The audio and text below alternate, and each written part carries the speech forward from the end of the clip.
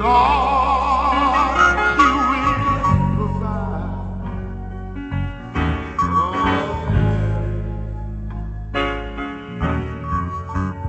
don't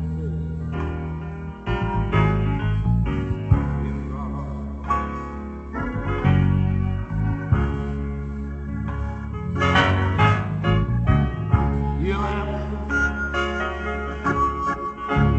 He'll answer your prayer.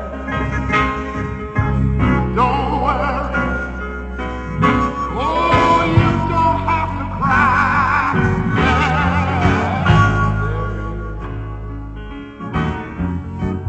Don't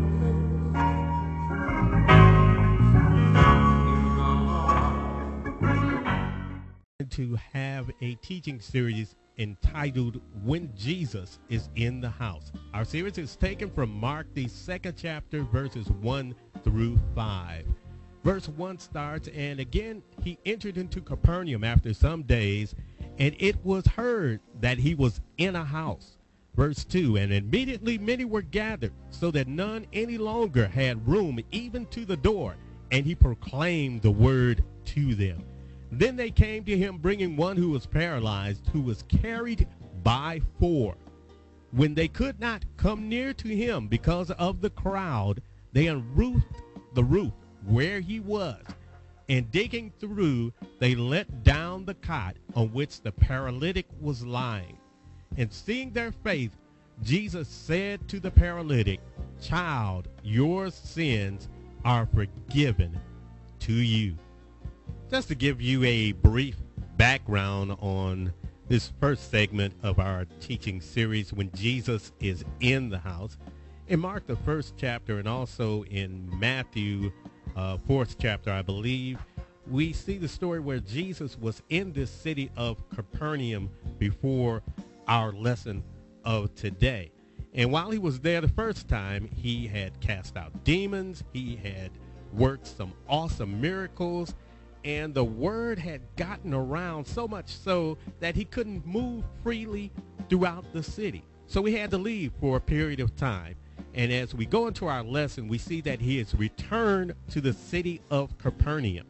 And this time, just like as before, as soon as they find out that he is in this particular house, it becomes full. So much so that we see these four individuals who are bringing their friend or relatives. We don't know exactly whether it's a friend, relative. Anyways, we have four individuals that are bringing a paralyzed man to this house because they heard that Jesus was in the house.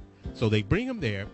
They can't get through. Too many people are there. So they have to pull the roof up, pull it off, and they lower him down into the house because they want to see him healed. They know that Jesus is in the house. So because Jesus is in the house, they just had so much faith. They just knew this individual was going to be healed of this paralysis because Jesus is in that house.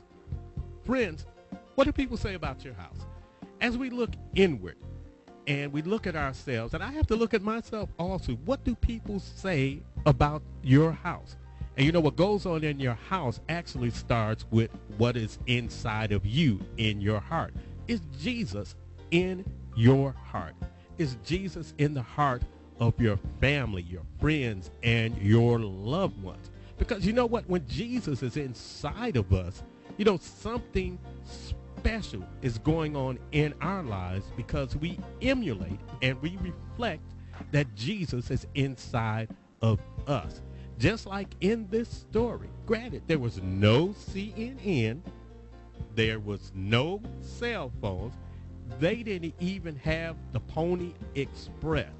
When the word went out that Jesus was in this house, all of a sudden everybody came from everywhere because they knew that some miracles were going to be worked, some special things were going to happen because Jesus was in the house.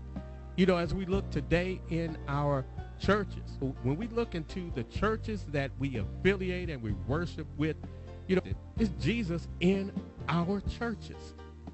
Because if Jesus is in our churches, then there are special things going on.